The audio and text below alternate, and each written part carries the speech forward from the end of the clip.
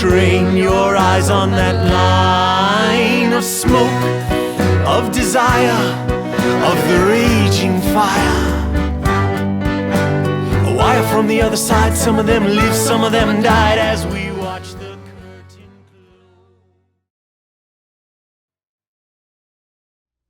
Part 1. The Spiritual Seeker. When I was in high school, I became editor-in-chief of the newspaper. I had a knack for inspiring and managing a team. I was well regarded by my teachers and peers, and I had many friends. I could have continued my studies at a prestigious university, but I was more interested in what lies beyond the world of reason. I wrote, "Teachers force us to perceive the surface world of reason.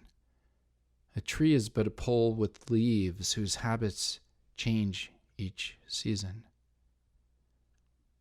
"Honey, what's wrong?" "I'm okay, Mom.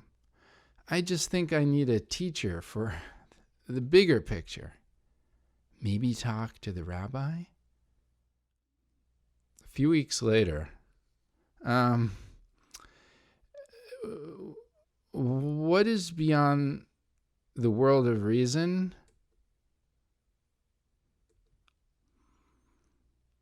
Gam hi lech beget salma vef lo ira rakiata imadi shebtcha umeshanchika emai yenachamuni. I spoke with my friend Russell. We were good friends and loved to bicycle together, but I found it difficult to share my longing for a mystical quest. "Hey, Mark, graduation's coming up fast. I'm psyched about Trinity College in the fall. You?" "Hi, Russ.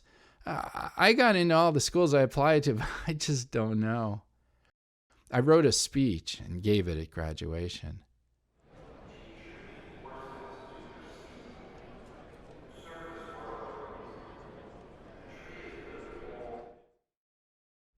I had been so inspired by books on New Age spirituality by Carlos Castaneda that I planned to put college on hold and hitchhike west to the Sonoran Desert in California.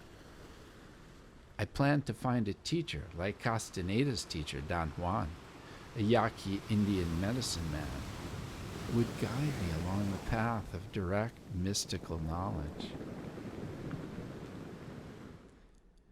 Before hitchhiking west, I attended a free lecture series in Manhattan on mysticism and meditation given by a college professor at the State University of New York at Stony Brook, Dr. Frederick Lenz.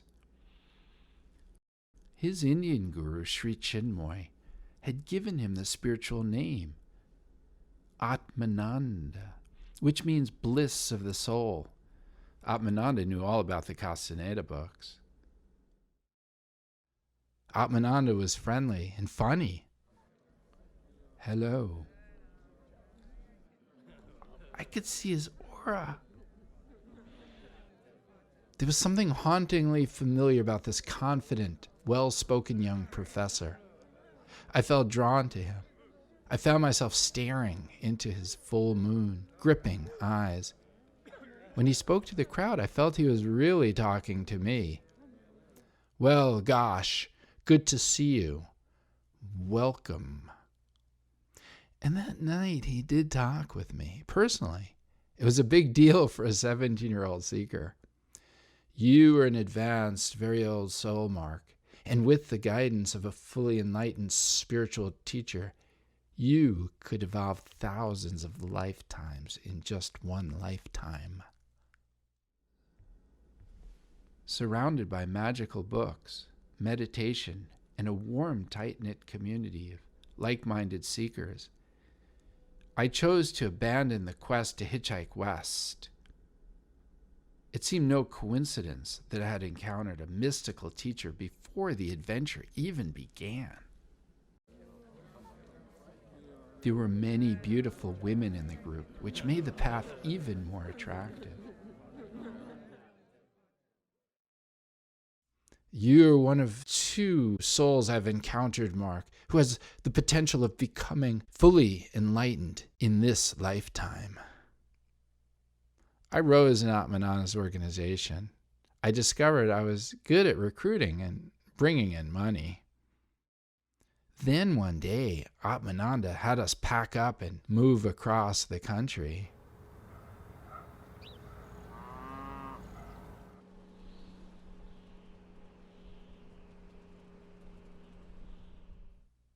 Atmananda invited me to move in with him and 3 inner circle women into the plushly carpeted center by the cliffs of La Jolla, California.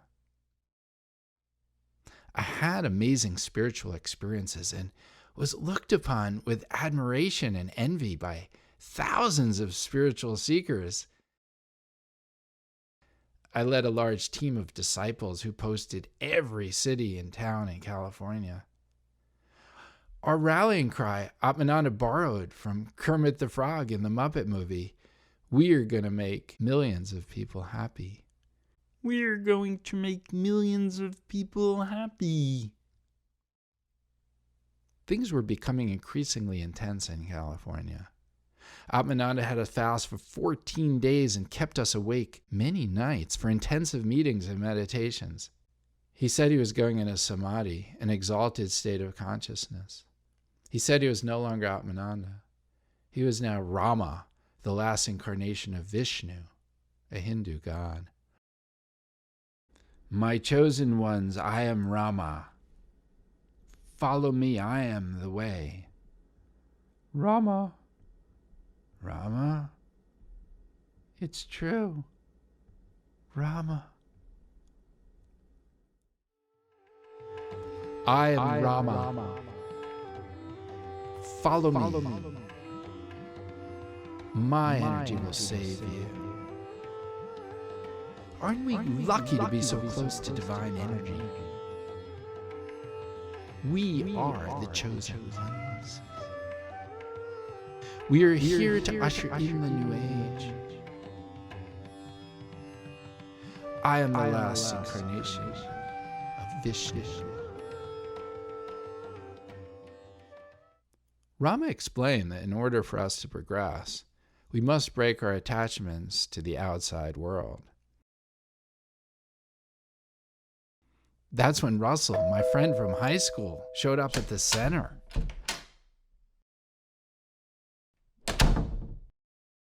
I told Russell I could not talk to him. I did not invite him in. Rama had been increasingly telling us that we were all possessed by evil spirits called dark entities.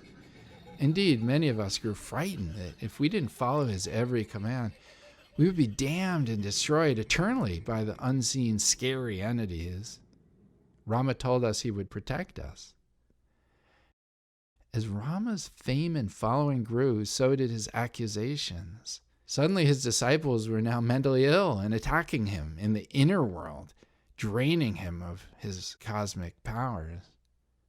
Back in the 60s, he had experimented with LSD. He rekindled interest in the drug with group acid trips. Years later, he would shout at followers for hours while they were tripping.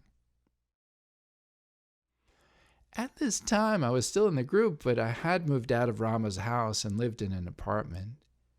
One time he dropped acid, and I helped him through a bad trip. It was then I came to better understand the play of light and darkness, the narcissism, the paranoia, the extreme hierarchy and fear embedded deep in this man's psyche. I began to wonder if the last incarnation of Vishnu might be a little lonely. This new understanding about Rama led to a new understanding about myself and the spiritual path I was on. I was learning to listen to my own voice, my gut feelings, and this became key to my gradually leaving Rama's sphere of influence.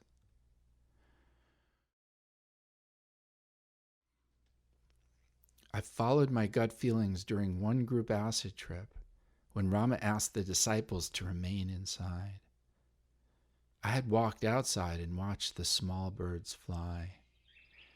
The bottom line is he's wrong about me, I thought, my self-confidence germinating the way pine seeds flourish when their cones are scorched by fire. I'm not possessed by demons, mentally ill, or bent on destruction. I'm okay.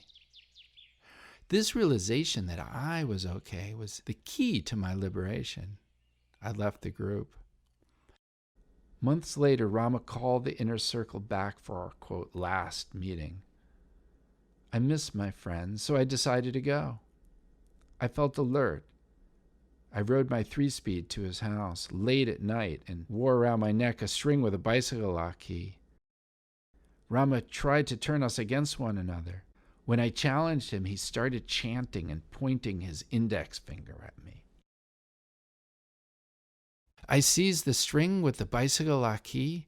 I pictured bright purple sparks and blue lightning bolts radiating in all directions from the key. I stepped outside. Here the light was soft and gray.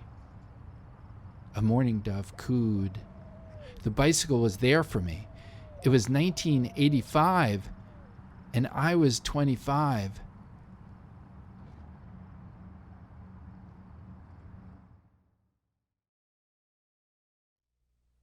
I moved back east.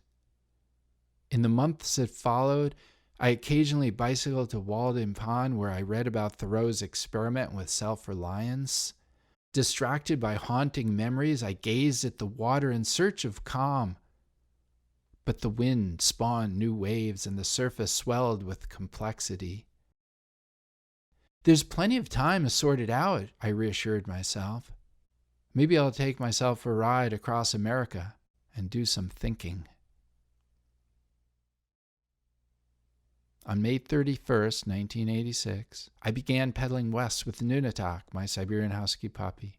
The bicycle trip, the reflections, and the memories of my years with Rama became the basis for my nonfiction book, Take Me for a Ride, Coming of Age in a Destructive Cult. I was sued for $30 million as a way to silence me, but it didn't work. I posted the entire book, offering it free on the internet. Years later, I visited Russell in California. I wanted to apologize. Hi, Mark. Good to see you. Come on in.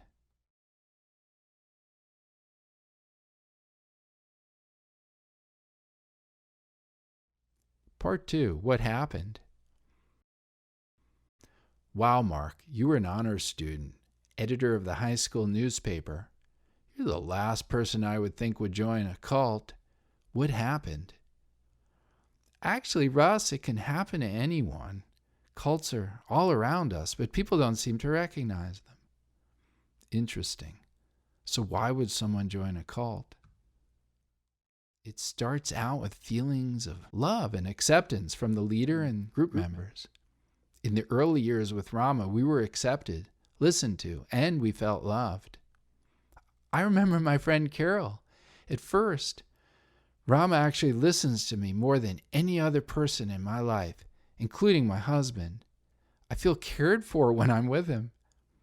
Then later, I put so many years, so much time and effort into this, and it's still not good enough for him. He ridicules me in front of everyone. Were most of the people in your group young, unemployed, confused, poor? Who gets caught up in a cult? Some were rich, some were poor, some were educated, some less so. All races, any age. We had many professionals in our group.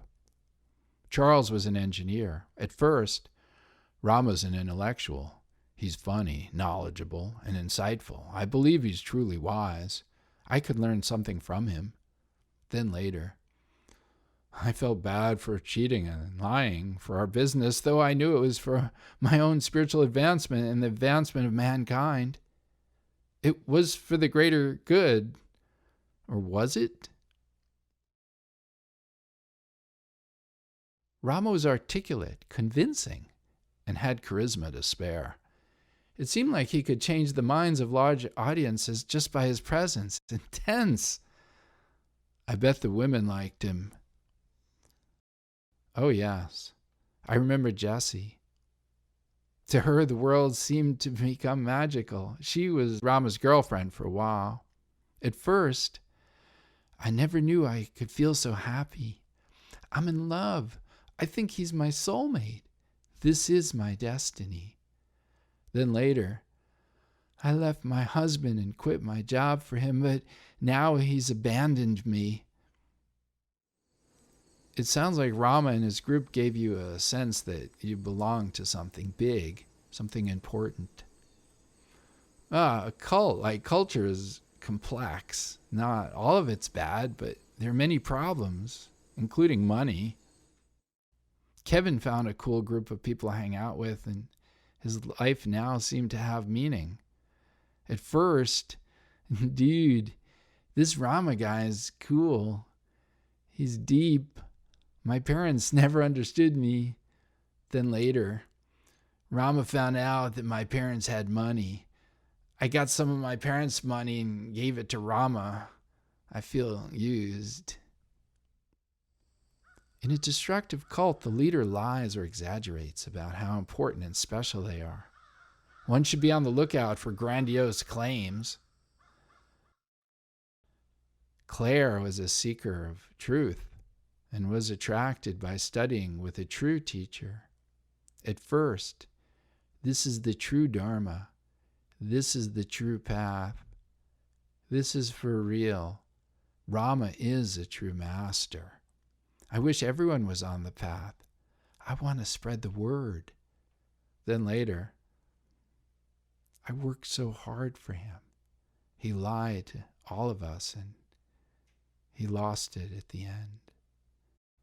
Can I ever trust anyone ever again? Can I ever trust myself? Cult leaders try to control your life, particularly if you're in the inner circle. Bob had a great future planned out. At first, I'm on a meaningful path of studies and action. I'm going to be a doctor. This path will help me with my studies. Then later, he said he knew more about me than I knew about myself, so I quit pre-med to learn software development. How can we avoid cults?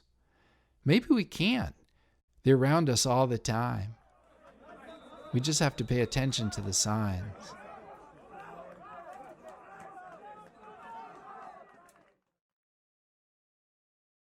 Part 3. The signs. A cult leader is nothing without followers to inflate them.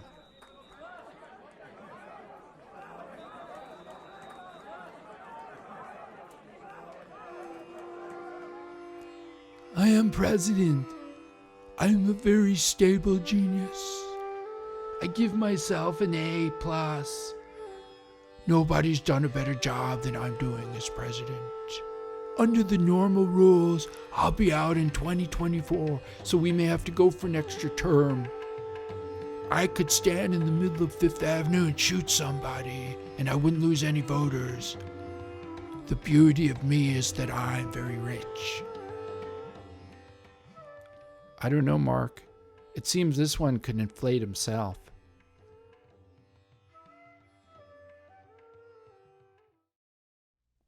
A destructive cult leader in charge of our country could threaten our democracy. At first, I know Trump has autocratic conspiratorial tendencies, and I could see he's not willing or able to see the difference between fantasy and reality. I'm not stupid. But I think he'll mainly focus on the economy, and I'm willing to take that risk, given that there's probably only so far he'll go. He's a successful business guy after all. Surely normalcy will kick in. If nothing else, our institutions, our system of checks and balances will save us. Then later, oh well. So much for checks and balances. What can we do about this? We could learn about the signs of a destructive cult leader and we can keep talking about it, and we can vote. Keeps you guessing. Arrogant, grandiose. Blocks and denies real-world information, gaslighting. Demands 100% loyalty. Mocking bullying. Distorts reality. Can't hear advice or criticism. Narcissist on steroids. Creates fear, us versus them. Hypnotic, repetitive, charismatic. Normalizes lying, distracts you from truth.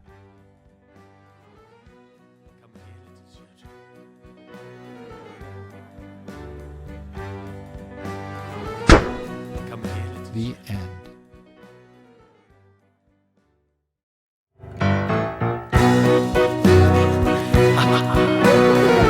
Step right this way. Come here, little children. I've heard the music of the monkey and the language that they spoke. They said, hedge your bets, no regrets. Train your eyes on that line of smoke, of desire, of the raging fire.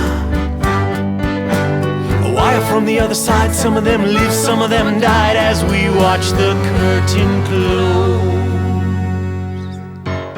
Monkey see, monkey do, I'm no monkey, how about you? Learn to live, you gotta live a lot. Time is a train, it's hot to trot. Monkey see, monkey do, I'm no monkey, how about you? Gotta live, you gotta live a lot. Time is a train, right to this spot.